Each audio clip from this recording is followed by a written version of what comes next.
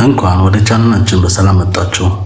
ዛሬ ነገሩ አንድ ሲባል ሁለት መጣ እንዲሉ የመካከለኛው ምስራቅ ፖለቲካ ልክ እንደ ሰርግ ቤት ወጥ እየተንኮታኮተ ይገኛል። አገሩ አሁን እሳትና ጭድ ሆኖባቸዋል። በአንድ በኩል ኢራን የቁርጥ ቀን ብላ የደበቀችውን ራዳር ማይበግራቸውም ከይባር ሸካንና ፈታ ሁለት የተባሉ አዳዲስ ሚሳኤሎችን ለአረብ ሀገራት መቀመጫ ሰጥተዋል። የዛፍ ላይ እንቅልፍም ለቆባቸዋል። በሌላ በኩል ደግሞ ጣታችን በቃ ተወሌ ነው የሚሉት የየመኖቹ በእስራኤል ላይ የሚሳኤል ሰላምታ በማውረድ ዓለምን ልብ ሰቀላ ውስጥ ከተዋል።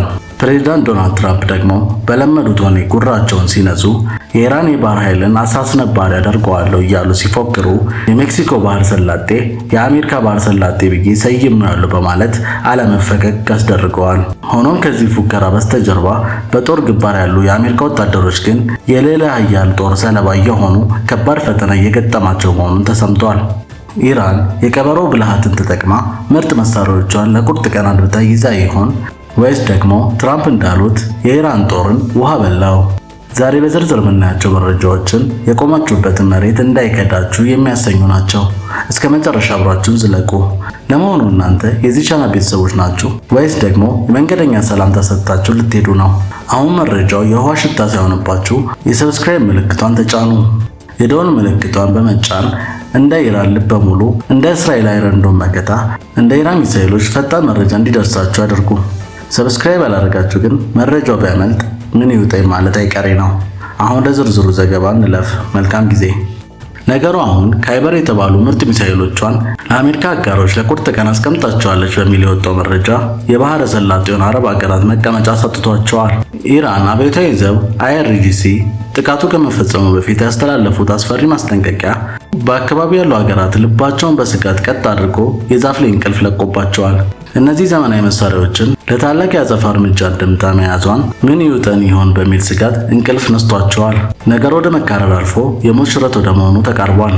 ኢራን ከቀልድ አልፎ አውዳሚ የተባሉትን ካይበር ሸካንና ፈታ ሁለት የተሰኙ ሚሳኤሎችን ሌሎችም ለታላቅ የመጨረሻው እርምጃ እያዘጋጀች መሆኑን በቀጠናው ላይ ትልቅ ድንጋጤ ማዕበል ፈጥሯል። የኢራን አብዮታዊ ዘብ በሰጠው ጠንካራ ማስጠንቀቂያ በባህረ ሰላጤው የሚገኙ የዶናልድ ትራምፕ ሀገራት ግራ ተጋብቶ የጠፉ ሲሆን ነገሩ እግሬን ሽባ የማድረግ ያህል ሆኖባቸዋል። አዳዲስ ሪፖርቶች እንደሚያመለክቱት የአሜሪካ ወታደሮች ከጦር ሰፈራቸው ወጥተው በሩቅና ለጊዜ በተዘጋጀላቸው ቦታዎች ለመቀመጥ ተገደዋል። የኢራን አብዮታዊ ዘብ በባህረ ሰላጤው ለሚገኙ የአረብ ሀገራት ዜጎች መሸሸጉ ይብቃችሁ፣ ከአሜሪካ የጦር ሰፈሮች ይራቁ የሚል የመጨረሻ ማስጠንቀቂያ አውጥተዋል። የአሜሪካና የእስራኤል ኃይሎች ሲቪሎችን እንደ ሰው ጋሻ እየተጠቀሙ ነው በማለት ከሰዋል። እኛ ከነዚህ ጥቃት ሰንዛሪ ኃይሎች ባለንበት ሁሉ የማጥፋት ግዴታ ስላለብንና እናንተም ጉዳት እንዳይደርስባችሁ በአስቸኳይ አካባቢውን ልቀቁ በማለት ወኔ የተሞላ መግለጫ ሰጥተዋል። እንደ ስካይ ኒውስ ዘገባ ከሆነ ኢራን በሳውዲ አረቢያና በኳታር የሚገኙ የአሜሪካ ጦር ሰፈሮች የሚሳኤል ሲሳይ ሊሆኑ እንደሚችሉ አሳስባለች። ኢራን በአሜሪካና በእስራኤል ይዞቶች ላይ የከፈተችው ኦፕሬሽን እውነተኛ ቃል 83ኛው ምዕራፍ ላይ ደርሷል። በዚህም በተባበሩት አረብ ኤምሬትስ አልዳፈር እና በኩዌት የሚገኘው አሊ አልሳሊም የአየር ካምፖች ላይ ኢራን ሚሳኤልና ድሮኖችን አውርዳባቸዋለች። እስካሁን በአሜሪካ የጦር ሰፈሮች ላይ የደረሰው ጉዳት ግምት $800 ሚሊዮን አካባቢ እንደደረሰ ተገልጿል።